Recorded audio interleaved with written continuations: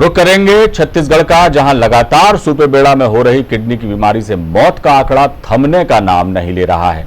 आज फिर सुपेबेड़ा में ही किडनी की बीमारी से एक और मौत हुई है। अब तक केवल पानी की वजह से ही किडनी की बीमारी से ग्रस्त 90 लोगों की मौत सुपेबेड़ा में हो चुकी है और 150 से ज्यादा लोग बीमार भी हैं। गांव के लोगों का कहना है यहाँ के पानी में कुछ ऐसे तत्व हैं जिसके चलते उन्हें ये बीमारी हो रही है। वे कई बार तेल नदी से पानी मुहैया कराने की मांग कर चुके हैं। अब तक शासन प्रशासन लोगों की मांग पूरी करने में असफल है।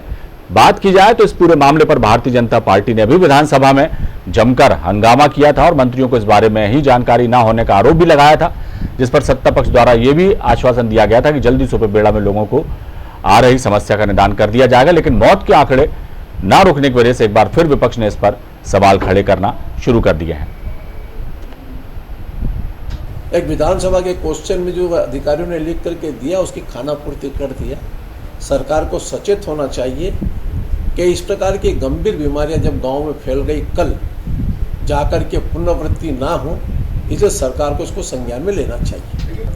देखिए वहाँ पर बोरिंग है, बोरिंग में हो सकता है कोई चीज़ की कमी हो, रिपेयरिंग करना है, सरकार लगातार करना चाहिए। वहाँ जल आवर्धन योजना आने की बातचीत थी, ये सरकार ने बोला वहाँ चालू होगी टंकी, लेकिन टंकी चालू नहीं हुई। आदरणीय स्वास्थ्य मंत्री जी स्वयं वहाँ विजिट किए थे, माननीय गवर्नर महोदया भी वहाँ गई थी और जिस तरीके से भी काम वहाँ किया जा सकता था उसको करने का प्रयास किया गया है। उनको स्वास्थ्य सुविधा, वहाँ के पेयजल की व्यवस्था।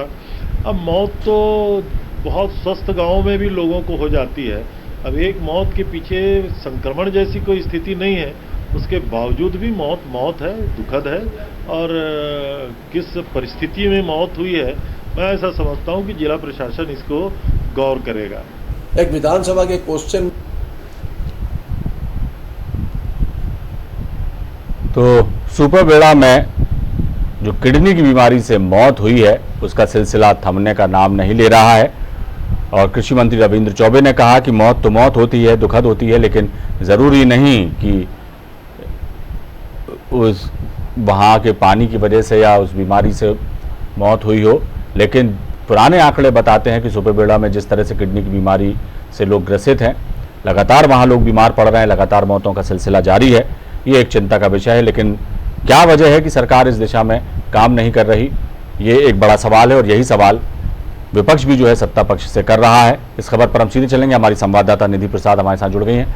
निधि, सुपेबेड़ा में किडनी की बीमारी से होने वाली मौतों का आंकड़ा थम नहीं रहा। ये आज का मामला नहीं है, सालों से ये समस्या जो है हमारे सामने है, चाहे फिर वो बीजेपी की सरकार रही हो, चाहे अभी मौजूदा कांग्रेस सरकार रही हो। बातें बहुत बड़ी बड़ी होती हैं, लेकिन कोई भी स्थायी हल सुपेबेड़ा के लोगों के लिए नहीं निकाला गया और लगातार ये मुद्दा जो है हमेशा गहराता है। हर बार इस बारे में विपक्ष जो है सरकार से सवाल करता है, सरकार भी कहती है कि वहाँ कुछ किया जा रहा है। जैसे अभी कृषि मंत्री रविंद्र चौबे भी कह रहे थे कि स्वास्थ्य मंत्री ने खुद वहाँ पे जायजा लिया, राज्यपाल वहाँ पर होकर आई, लेकिन क्या वजह है कि ये समस्या का स्थायी समाधान नहीं निकाल पा रही सरकार और लोगों को राहत नहीं दे पा रही और लोग लगातार बीमार पड़ रहे हैं। वहाँ का पानी पीने से किडनी की बीमारी से कई लोगों की मौत हो चुकी है।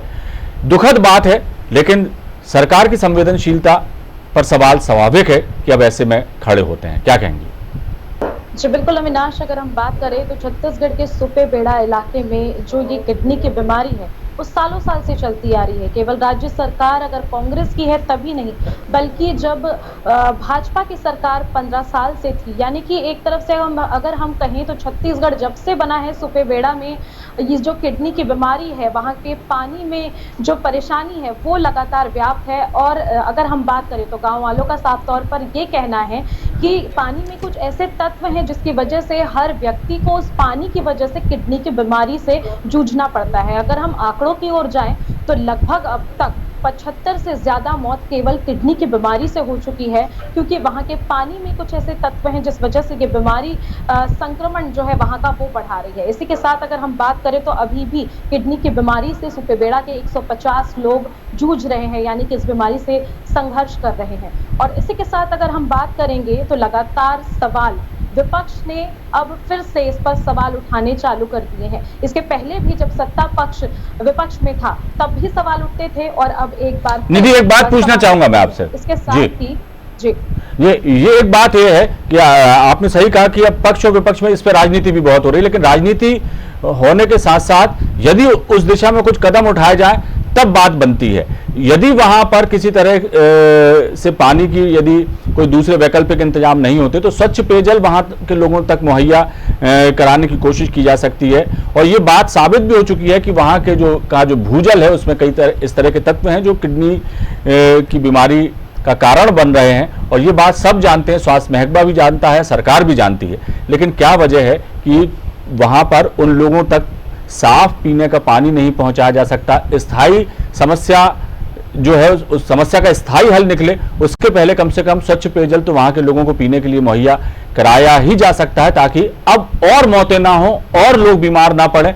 और जब कोई एक बड़ी योजना वहां पर पानी की आएगी तब आएगी, लेकिन अभी फौरी तौर पर जो इंतजाम किए जा सकते हैं वो तो सरकार कर ही सकती है। निधि जी बिल्कुल, जिस तरह से गांव वालों ने एक सुझाव दिया था कि उन्हें तेल नदी से पानी मुहैया कराया जाए ताकि जो पानी की समस्या है उसका निदान हो सके। जो भूतल के पानी में कुछ ऐसे तत्व बताए जा रहे हैं जिसकी वजह से किडनी की बीमारी लगातार सालों साल हो रही है वहां पर, तो तेल नदी के पानी से पानी मुहैया कराए। लेकिन इस ओर भी अगर हम बात करें तो ना ही कांग्रेस की सरकार द्वारा इस पर ध्यान दिया जा रहा है और ना ही इसके पहले भारतीय जनता पार्टी की सरकार जो पिछले 15 साल से शासन में रही, ना ही उन्होंने इस पर किसी तरह से कोई ध्यान दिया। लेकिन अगर हम बात करें तो पक्ष विपक्ष द्वारा आरोप और प्रत्यारोप की प्रतिक्रिया लगातार इस मामले पर हमें देखने को मिली है, लेकिन जरूरत है इसका निदान करने की, इसका निराकरण करने की, ताकि स्वच्छ पेयजल की उपलब्धता जो ग्रामीण वासी है सुपेबेड़ा के उन्हें मिल सके। इसके साथ ही अगर हम बात करें तो जो विधानसभा का बजट सत्र चल रहा था उस दौरान भी विपक्ष ने बड़े ही जमकर और हंगामेदार इस प्रश्न को उठाया था। इस पर हंगामा भी हमने देखा और इसके साथ ही जब सत्ता पक्ष की ओर जवाब आया तो उन्होंने साफ तौर पर कहा कि जो भी समस्याएं हैं उसका निदान हम जल्द से जल्द कराएंगे। लेकिन बावजूद इसके अगर हम बात करें तो मौत के आंकड़ों में अभी भी बिल्कुल निधि सही बात कही आपने। और अब जो मौत का आंकड़ा है वो 75 के पार हो गया है। लगभग 150 लोग इस समस्या से अभी भी जूझ रहे हैं। बिल्कुल सही कहा आपने, ये 150 लोग इस समस्या से जूझ रहे हैं। 75 का आंकड़ा पार कर चुका है मौतों का और सियासत लगातार इस पर जारी है। और जब तक इस समस्या का कोई हल निकलेगा तो आशंका यही है कि कोई और भी अपनी जान गंवा सकता है। सरकार को अब इसमें तेजी लाना चाहिए, जल्द ही इस समस्या का निदान करने के लिए कोशिश की जाना चाहिए ताकि अब और कोई मौत किडनी की बीमारी से वहां पर ना हो। लेकिन सरकार अब कब क्या करती है ये देखने वाली बात होगी। फिर बहुत बहुत शुक्रिया निधि इस तमाम जानकारी के लिए। देखना होगा कि अब सुपेबेड़ा में एक और मौत के बाद सरकार अपनी संवेदनशीलता प्रकट तो कर रही है, दुख भी जाहिर कर रही है, लेकिन समस्या का समाधान अब क्या निकाला जाता है ये देखने वाली बात होगी।